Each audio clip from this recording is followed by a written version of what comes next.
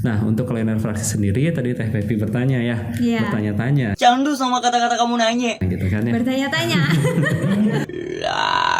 Oh berarti selain ke produktivitas nih Pak ya, Fevi juga baru tahu nih bahwa memang kelainan refraksi ini bisa menimbulkan kerugian nih Pak, sampai 411 miliar US dollar nih. Luar biasa ya. Iya, ini Itu datanya kalau dari beli WHO kerudung nih. bisa segedung-gedung. Sama pabriknya mungkin Pak ya. Pabriknya. Betul. Oke. Bismillahirrahmanirrahim. Assalamualaikum warahmatullahi wabarakatuh. Halo sahabat Zolaris, bertemu lagi dengan saya Fevi dan juga Bapak Muhammad Farid Nugraha dalam segmen Ruang RO. Nah gimana Bapak kabarnya hari ini? Ya, alhamdulillahirrahmanirrahim. Sehat. Teh Pepi sehat? Alhamdulillah sehat. Ya, mudah-mudahan sobat Zolaris di rumah semuanya juga sehat ya. Amin. Gitu. Ini kayaknya luar biasa banget ya Pak Farid, itu setiap episodenya selalu ceria gitu pembawaannya gitu. Ya. Karena udah ini ya Pak udah siap menyampaikan informasi nih sama sahabat Zolaris di rumah. Mungkin ada beberapa info yang menarik nih di segmen ini ya, Teh Pepi ya. Betul sekali Pak. Nah sahabat Zolaris, kali ini Fevi mungkin akan membahas ya Bapak ya, lebih tepatnya akan mengutip sebuah artikel yang akhir-akhir ini Fevi baca nih Pak gitu. Nah artikelnya sendiri ini ditulis dari WHO Bapak mengenai kebutaan dan gangguan penglihatan. Nah dari artikel tersebut gitu ada beberapa hal yang cukup menarik nih Pak dan cukup mencengangkan bagi Fevi gitu ya. Dan ada 3 poin nih Pak yang Fevi garis bawahi di sini gitu ya. Dan ini yang pertama nih Pak, katanya secara global setidaknya 2,2 miliar orang mengalami gangguan penglihatan jarak dekat ataupun jarak jauh. Nah setidaknya pada 1 miliar orang diantaranya gangguan penglihatan sebenarnya bisa dicegah atau belum diatasi. Itu yang pertama Pak. Nah untuk yang keduanya, penyebab utama gangguan penglihatan dan kebutaan tingkat global adalah kelainan refraksi dan juga katarak gitu. Dan yang ketiga, gangguan penglihatan menimbulkan beban keuangan global yang sangat besar gitu. Jadi dengan biaya produktivitas global tahunan diperkirakan mencapai 411 miliar US dollar gitu.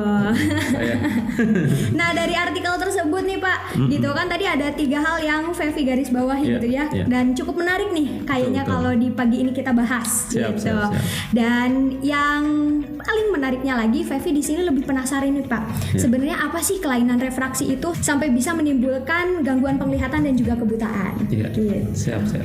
Ya Teh Pepi, terima kasih memang untuk isu ini didapatkan dari artikel yang datanya dari WHO ya. Betul Pak. Yang menyebutkan luar biasa banyak sekali ya, 2,2 miliar orang berpotensi atau sudah mengalami kebutaan, yaitu gangguan refraksi dan ada yang katarak juga. Betul. Ya. Nah kita akan fokus mengenai gangguan refraksi dulu mungkin ya Vi ya. Karena misalkan untuk katarak itu merupakan ranahnya dari dokter mata karena masuknya ke kelainan organik. Nah jadi di keilmuan mata itu ada 2, kelainan refraksi dan kelainan organik. Nah untuk kelainan refraksi sendiri tadi Teh Pepi bertanya ya, bertanya-tanya gitu kan ya. Bertanya-tanya. mulai. Ini nanti tahu-tahu editor ngedit lagi Pak yang aneh-aneh nih. Itu kemarin udah jadi Spiderman saya. Nah, jadi definisi dari kelainan refraksi itu adalah merupakan gangguan ya yang terjadi pada media refraksi mata, gitu, yang menyebabkan bayangan yang jatuh pada retina itu tidak tepat di retina. Bisa di depan, bisa di belakang, ataupun ada dua-duanya, lebih dari 1 titik. Ya, kalau di depan dinamakan dengan miopia, di belakang dinamakan dengan hipermetrop, kalau lebih dari 1 titik dinamakan dengan astigma. Gitu. Jadi kondisi mata tidak bisa melihat jelas, bisa tidak melihat jelasnya jauh atau dekat atau malahan kedua-duanya. Dan biasanya terjadi pada media refraksi mata. Contohnya apa? Yang paling banyak adalah di lensa atau di kornea. Gitu.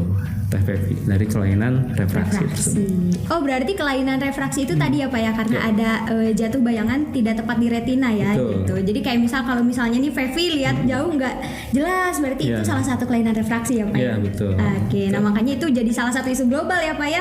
Gitu. Kalau lihat jodoh nggak jelas itu bukan kelainan refraksi. Apa tuh Pak namanya? Itu kelainan jomblo hati.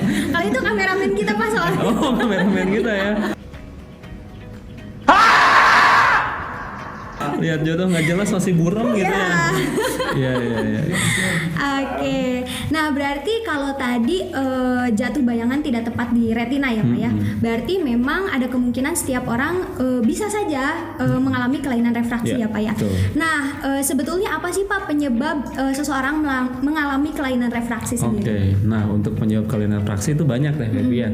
Kalau misalkan tadi kan kita bahas mengenai 3 jenis kelainan refraksi, ada miopia atau rabun jauh, ada hipermetrop atau rabun dekat, dan ada juga astigma.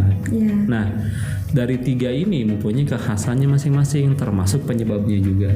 Nah, kita bahas tentang miopia ya atau rabun jauh. Biasanya penyebab dari miopia atau rabun jauh ada 2 hal.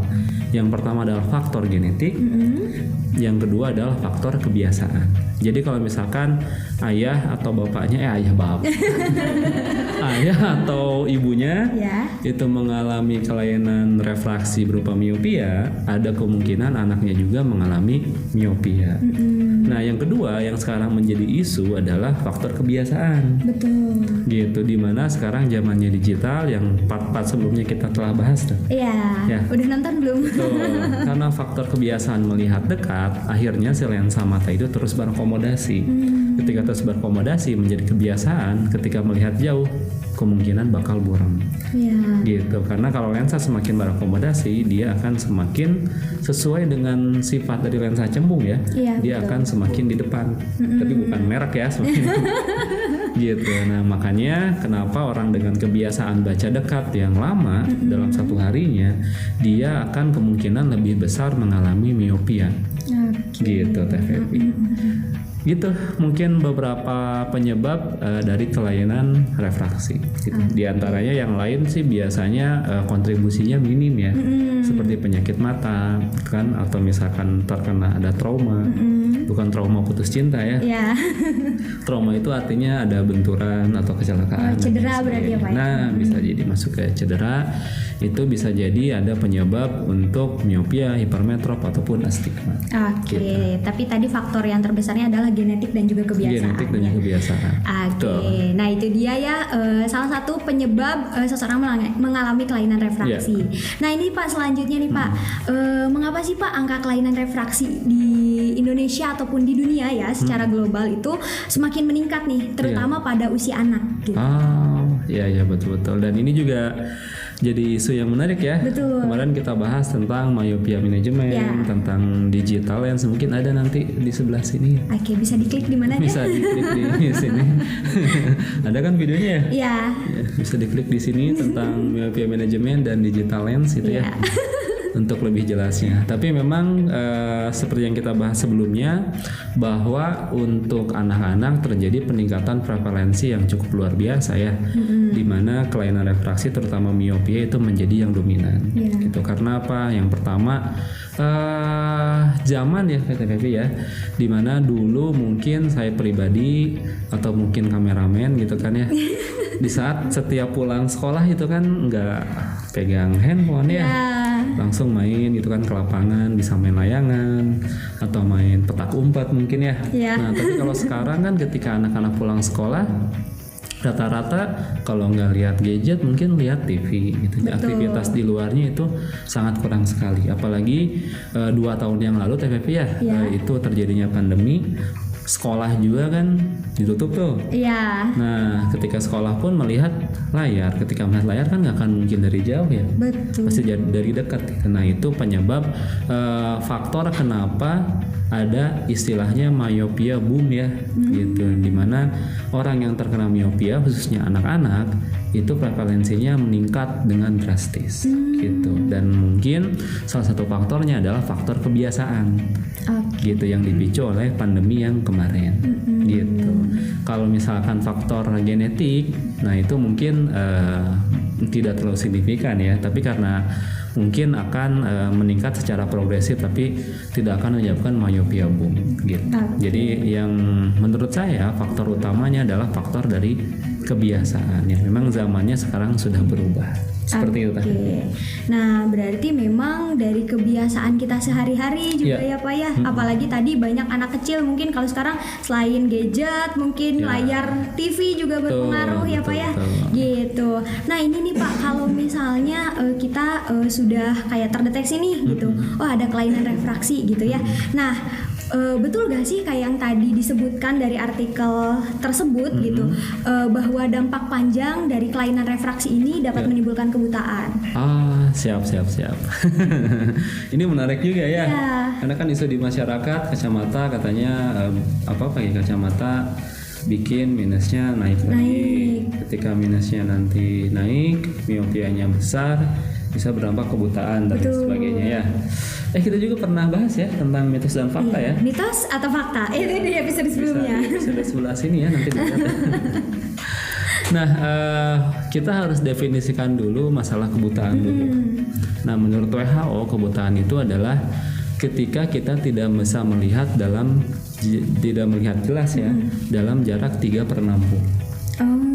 Gitu.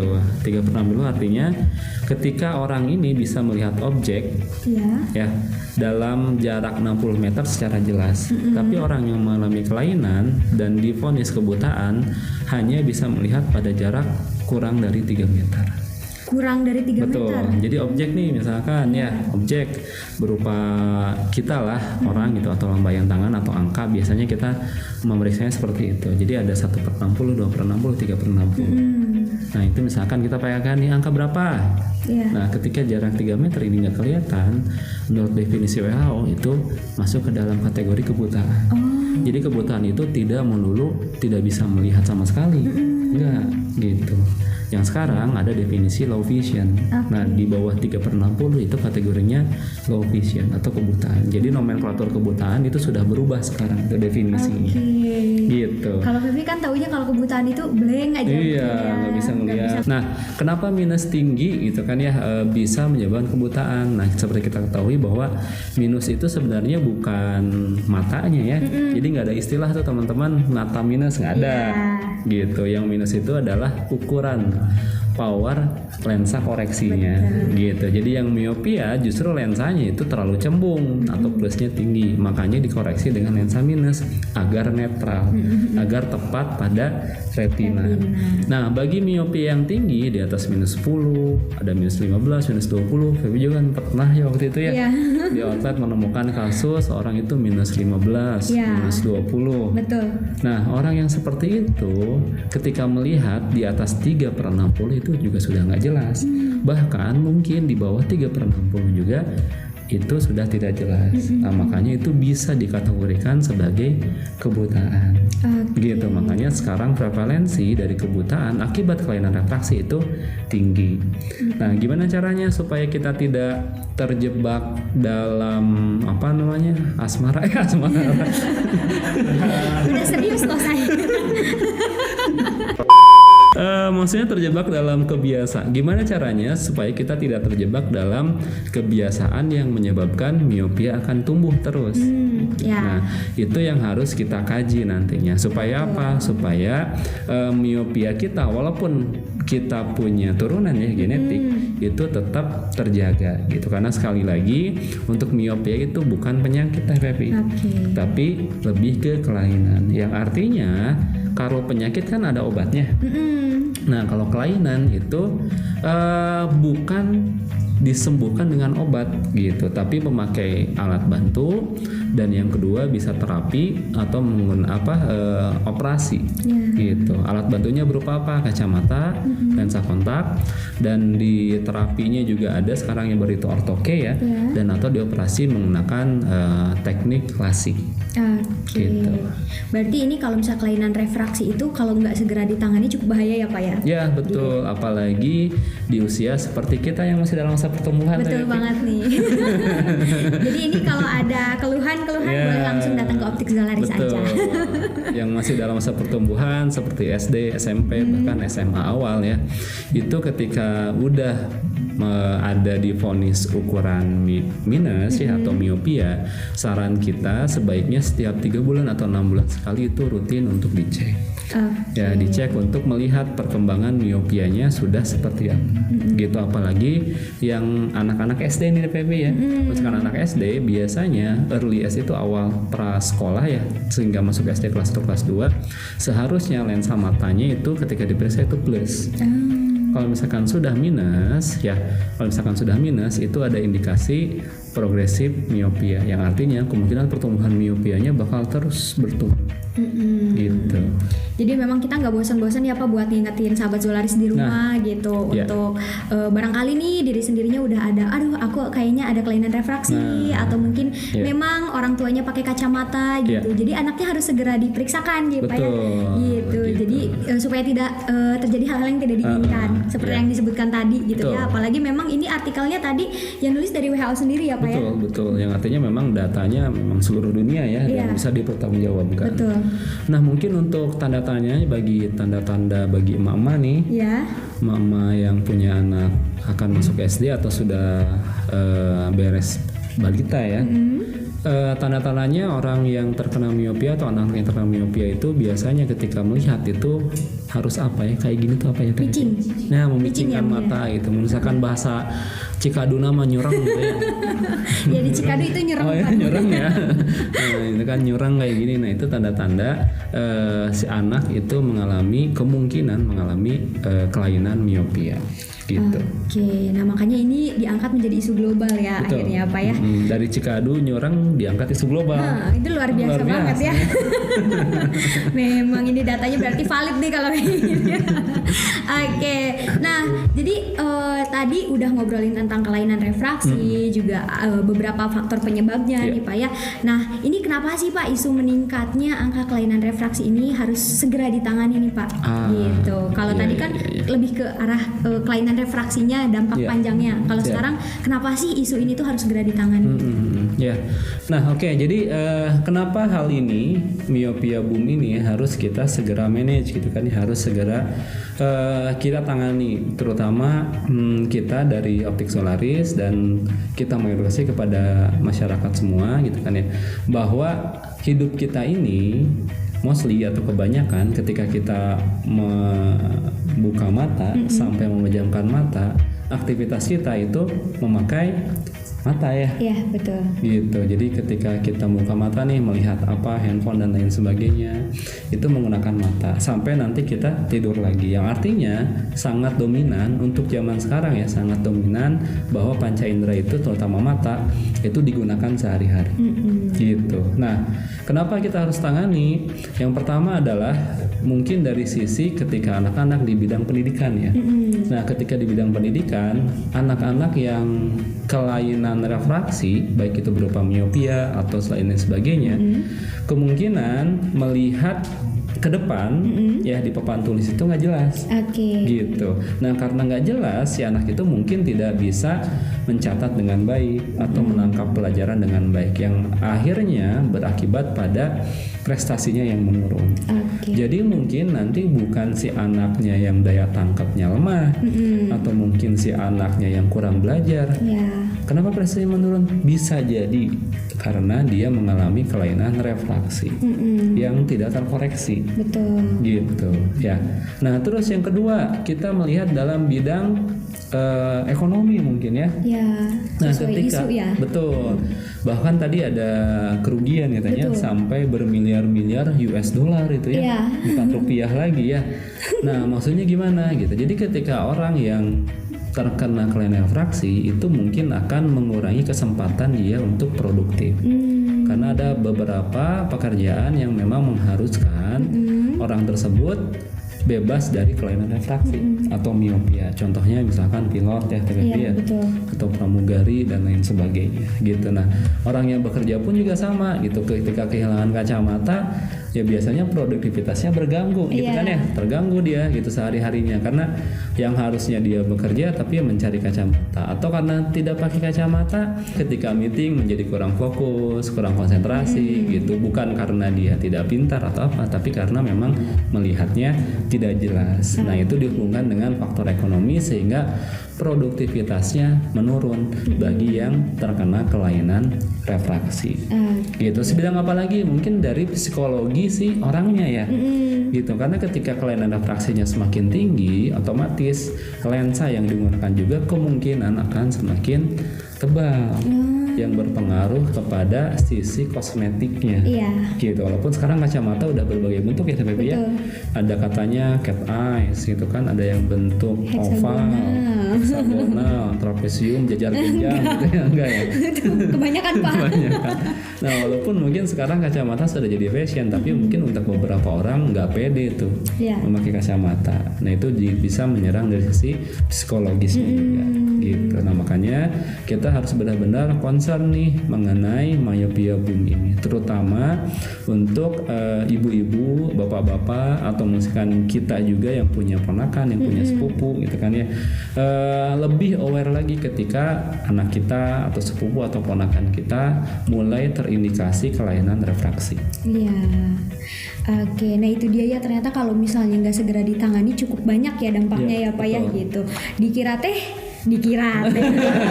bahasa Cikadinya keluar. Nah, ternyata memang kelainan refraksi sendiri tadi selain bisa menyebabkan kebutaan, bisa menyerang terhadap ke pendidikan, Bapak ya, ekonomi dan juga psikologis. Dan juga tentunya kita sebagai muda-mudi Indonesia mungkin bisa langsung aware ya Pak ya terhadap kelainan refraksi gitu. Karena tadi bisa menjadi salah satu faktor penyebab kebutaan terbesar juga nih Pak. Gitu ya, selain katarak. Nah, gitu. Nah, ini Pak, kalau misalnya dari tadi nih ngomongin kelainan refraksi, dampaknya dan lain sebagainya. Ini kan kita optik ya Pak ya, bekerja di bidang kesehatan, bisa dikatakan seperti itu ya. Nah, sejauh ini nih Pak, apa sih peran Optik Zolaris gitu untuk menangani isu tersebut nih? Apakah kita memang sudah sampai ke sana gitu, atau memang gimana nih? Apa tanggapannya nih Pak? Nah, itu merupakan tanggung jawab moral kita juga ya, karena kita bergerak di bidang optikal gitu kan, kita mempunyai ilmunya juga. Nah, kita bertanggung jawab untuk meminimalisir dari perkembangan myopia boom ini. Gitu. Nah, yang biasa kita lakukan, kita melakukan screening ya screening yang sudah kita lakukan, screening ke sekolah-sekolah, bahkan bukan hanya screening aja ya. Kalau screening kan mungkin hanya ini aja, memvonis bahwa dia masih normal nih, dia kelainan refraksi nih, enggak gitu. Tapi hasil dari screening kita follow up dengan kita punya baksos gitu. Dari CSR kita berikan kacamata ya secara gratis. Gitu. Terutama bagi pelajar-pelajar yang memang membutuhkan kacamata tetapi akses untuk membeli kacamatanya terbatas. Gitu. Terus ada beberapa juga kita melakukan kerjasama dengan Gopopin, Eropin, Dinkes di setiap AKN, kita melakukan screening ke masyarakat gitu. Dan kita juga kemarin punya kegiatan itu 10.000 orang kita screening dan kita bagi-bagi kacamata gratis sampai 100 kacamata. Gitu. Jadi kerjasama antara Gopopin, Eropin dan Dinas Kesehatan. Ini luar biasa banget ya upaya Optik Zolaris bekerja sama dengan instansi-instansi mungkin ya Pak ya terkait gitu.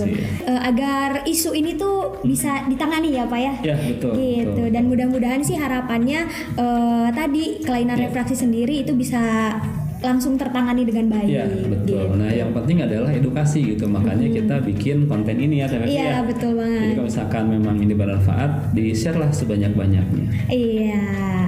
Nah, itu dia sahabat Zolaris gitu ya, pembahasannya cukup menarik dan juga banyak fakta-fakta yang cukup mencengangkan gitu. Yang tadi Fevi bilang bahwasannya memang ternyata isu global ini sudah menjadi isu yang perlu ditangani cukup serius Bapak ya.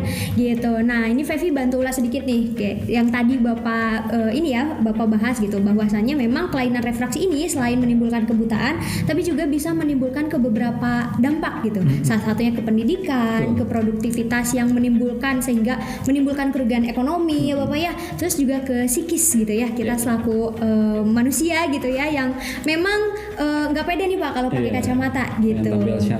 Betul gitu.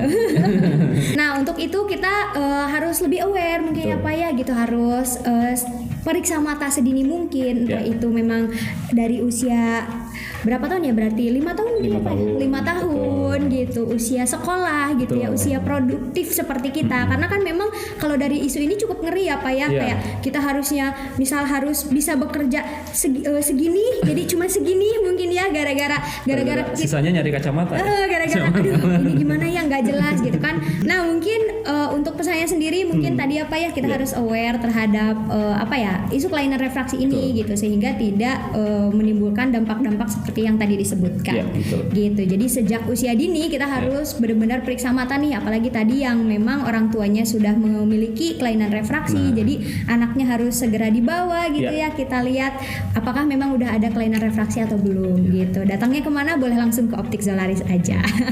Nah itu dia sahabat Zolaris pembahasan kita di hari ini ya Pak ya gitu. Mudah-mudahan nih sahabat Zolaris dengan adanya episode-episode Ruang RO gitu semakin bertambah gitu ya, insight baru gitu ya buat sahabat Zolaris di rumah. Dan barangkali ada yang mau ditanyakan gitu seputar apa ya, seputar kesehatan mata, boleh langsung ditanyakan aja ke DM Instagram Optik Zolaris mungkin yang akan dibahas di Ruang RO selanjutnya. Jangan lupa di like, di komen, dan di subscribe serta di share sebanyak-banyaknya ya Bapak ya, gitu agar sahabat Zolaris di rumah terpapar gitu informasi ini, dan juga nyalakan lonceng notifikasinya supaya dapat informasi-informasi terbaru dari segmen Ruang RO. Oke, sampai ketemu di acara Ruang RO selanjutnya. Dadah.